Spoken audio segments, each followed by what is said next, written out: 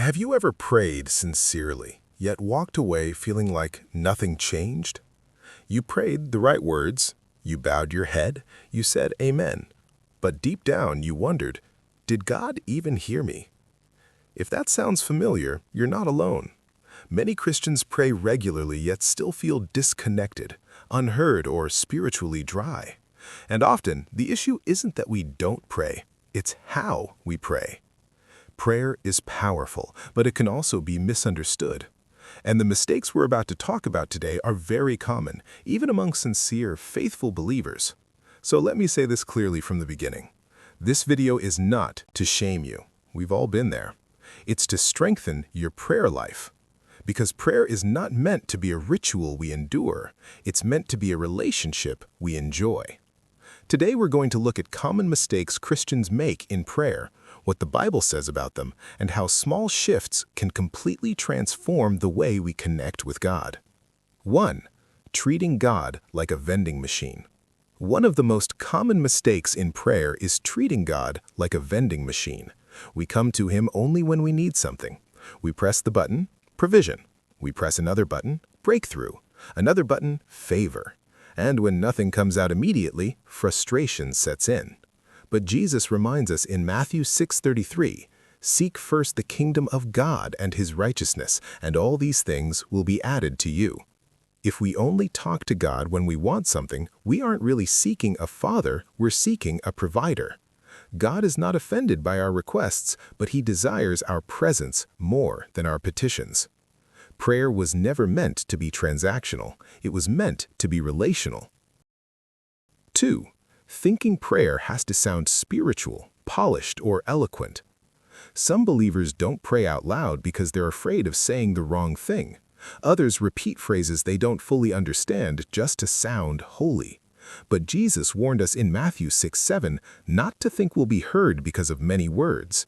And Romans 8:26 reminds us that when we don't even know what to say, the Spirit Himself intercedes for us. God is not grading your grammar. He's listening to your heart. Prayer is not a performance, it's a conversation. 3. Praying only when in trouble. Many Christians treat prayer like an emergency hotline. Everything is quiet when life is good, but when trouble comes, suddenly prayer becomes urgent. The Bible tells us in 1 Thessalonians 5:17 to pray without ceasing, and Philippians 4:6 says we should pray in every situation. Prayer isn't just for crisis moments, it's for daily communion. Prayer builds relationship, not just rescue. 4. Turning prayer into a wish list. Another mistake is turning prayer into a wish list. We ask and ask and ask, but rarely surrender. Jesus taught us to pray, "Your will be done, not my will be forced."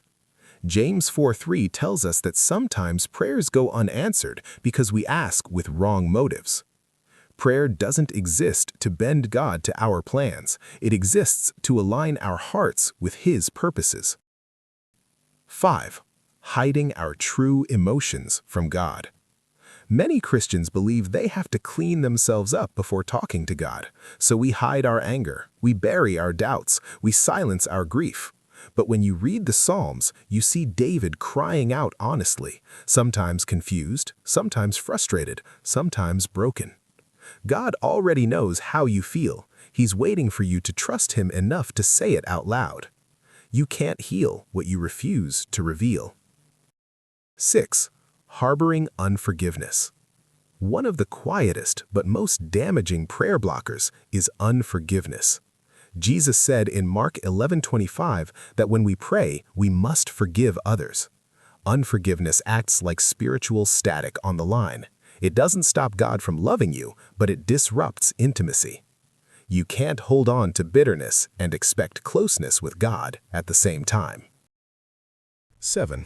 Ignoring confession and forgiveness. Closely connected to unforgiveness is unconfessed sin.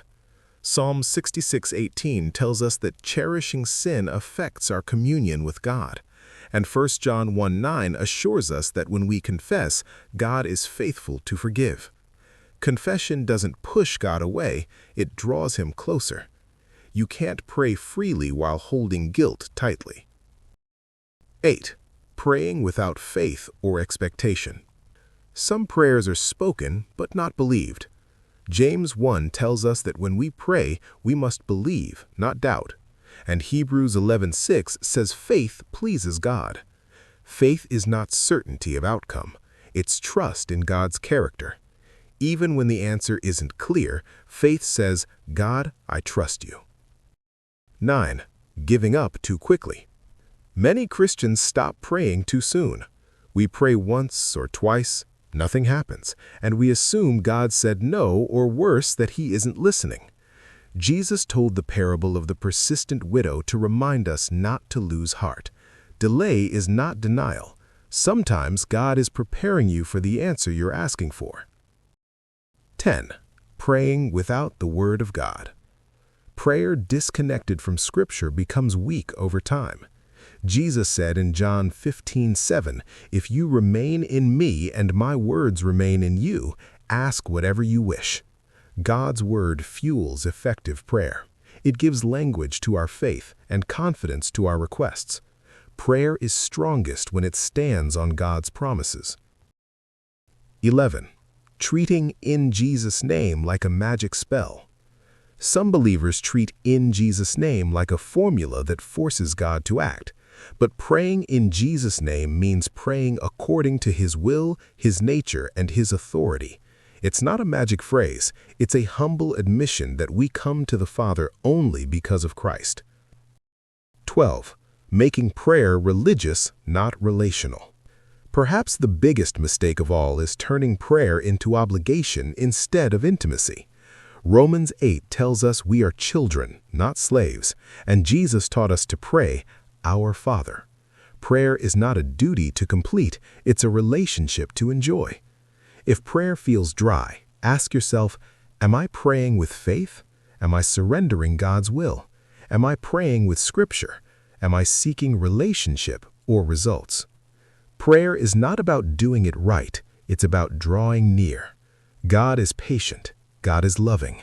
God desires your presence more than your perfection. And remember this, the biggest mistake of all is simply not praying. God isn't looking for a perfect prayer. He's looking for a present child. Prayer is the breath of the Christian life, so keep breathing.